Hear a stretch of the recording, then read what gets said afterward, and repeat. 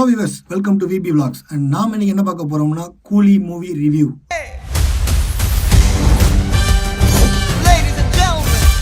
இது வரைக்கும் நான் மூவி ரிவ்யூ பண்ணது கிடையாது. பட் ஏன் இந்த மூவிக்கு ரிவ்யூ பண்ண வந்தேன் அப்படின்னா, இந்த மூவி கொடுத்த ஹைப்பு அந்த அளவுக்கு பெருசுங்க.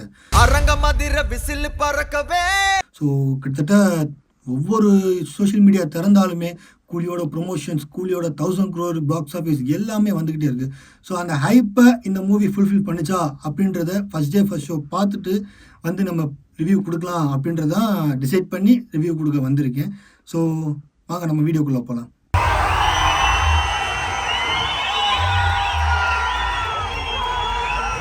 ஸோ ஃபஸ்ட்டு படத்தோட கேஸ்டிங்கை பார்த்துருவோம். Rajinikanth, super star Rajinikanth. உண்மையிலேங்க சூப்பர் ஸ்டாருக்கு உண்டான பேர் அதுக்கு பக்காவாக பொருந்தி இருக்காருங்க. அவரோட ஸ்டைல், அவரோட ஸ்வாக் எல்லாமே நல்லா இருக்குங்க. அதுக்குள்ள எந்த ஒரு மாற்று கருத்துமே கிடையாது. ஸோ செகண்ட் பார்த்தீங்கன்னா சத்யராஜ் இந்த படத்தில் ரஜினியோட ஃப்ரெண்டாக நடிச்சிருக்காரு. ஸோ இந்த படத்தில் ரெண்டு பேர்த்துக்கான ஒரு ஃப்ரெண்ட்ஷிப் பாண்டு அந்தளவுக்கு பெருசாகவும் காட்டவே இல்லை. சத்யராஜ் சீன்ஸும் இல்லை. சத்யராஜ் ரஜினிக்கும் ஈக்குவலான ஒரு சீன்ஸு பெருசாக எதுவுமே கிடையாதுங்க. மேபி இந்த விண்டேஜில் ஒரு சீன் 2-3 சீன் வருங்க. அதில் வேணால் உண்மையிலே சூப்பராக இருந்துச்சுங்க. சத்யராஜ் ரஜினி ரெண்டு பேருமே அவ்வளோ அழகாக இருந்தாங்க. அந்த சீன்ஸ் எல்லாமே நல்லா இருந்துச்சு. விசுவலாக பார்க்குறப்பையும் ஏஐயில் ஏதோ ஒர்க் பண்ணியிருக்காங்க, நல்லா பண்ணியிருக்காங்க. அதுக்கப்புறம் பார்த்தீங்கன்னா சோபின், ஒரு மனுஷன் இந்த உலகத்துலேருந்து ட்ரேஸே இல்லாமல் தூக்க முடியும். சோபினை பற்றி பார்த்தீங்கன்னா இந்த படத்தில் வந்து நிறைய ஸ்க்ரீன் ஸ்பேஸ் இருக்குது. பட் அந்தளவுக்கு பெருசாக எதுவுமே இல்லை. கேரக்டர் டிசைன் அந்தளவுக்கு ஒஸ்ட்டாக தாங்க இருக்குது. பெருசாக சொல்லிக்கிற மாதிரிலாம் கிடையாது.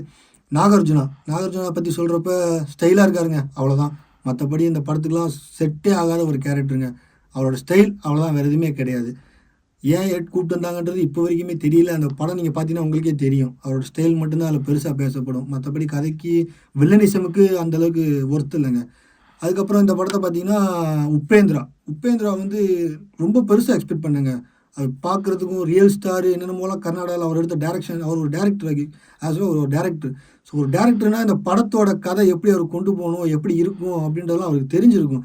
பட் ஏன் இந்த படத்தை சூஸ் பண்ணான்றது தெரியல. ஸ்பேஸ் ரொம்ப கம்மி, ஆனால் பெருசாகவும் அவருக்கான கேரக்டர் டிசைன் அவருக்கு இல்லவே இல்லை. ஒரு அளவு கூட இல்லை சுத்தமாக. அடியாள் மாதிரி ரஜினி கூடவே இருக்கார், அவ்வளோதாங்க. அதுக்கப்புறம் பார்த்தீங்கன்னா கிளைமேக்ஸாக வந்தவர் தான் நம்ம Amir Khan.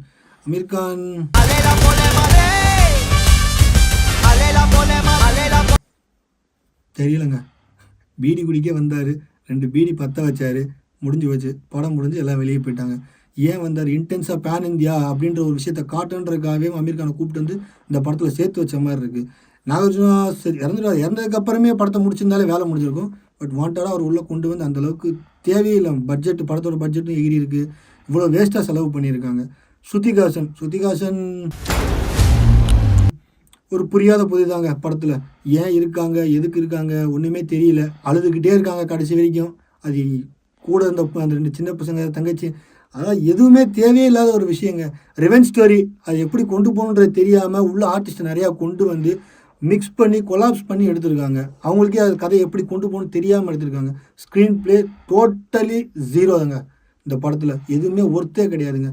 Music okay, Anirudh wise நல்லா இருக்குது, பக்காவாக இருக்குது. ஒவ்வொரு கேரக்டருக்கான என்ட்ரி அண்ட் பிஜிஎம் எல்லாமே நல்லா இருக்குங்க. மற்றபடி இந்த படத்தில் ஒன்றுமே கிடையாதுங்க. ஸோ லோகேஷ் சொன்ன மாதிரி 150 ரூபாய்க்காக தான் நான் இந்த படத்தை எடுத்தேன் அப்படின்னு சொல்கிறாரு. பட் 150 ரூபாய்க்கும் ஒர்த்து இல்லைங்க. காசு தான் வேஸ்ட் ஆகும். நீங்களும் போய் பாருங்கள், உங்களுக்கு பிடிச்சிருந்துச்சுன்னா ஓகே, உங்களோடது. என்னோடது தனிப்பட்ட ஒப்பீனியன். எனக்கு படம் எப்படி இருக்குது, ஏன்னா நான் லோகேஷ் படம் நிறையா பார்த்துருக்கேன். அவரோட படம்லாம் 2-3 டைம் 4 டைம் அடிக்கடி பார்த்துக்கினே இருப்போம். அதில் இருக்கிற ஒரு இம்பேக்ட் எனக்கு இந்த படத்தில் சுத்தமாகவே இல்லை. இது லோகேஷ் படம் மாதிரியே எனக்கு தெரியல. ஏதோ இத்தனை ஆர்டிஸ்ட் சேர்த்துருக்கோம், அந்த ஆர்டிஸ்ட்காகவே இவர் படம் எடுத்த மாதிரியே தான் எனக்கு ஃபீல் ஆகுது. ஒவ்வொரு கேரக்டருமே ஒஸ்ட், அவ்வளோதான் நான் சொல்ல முடியுங்க.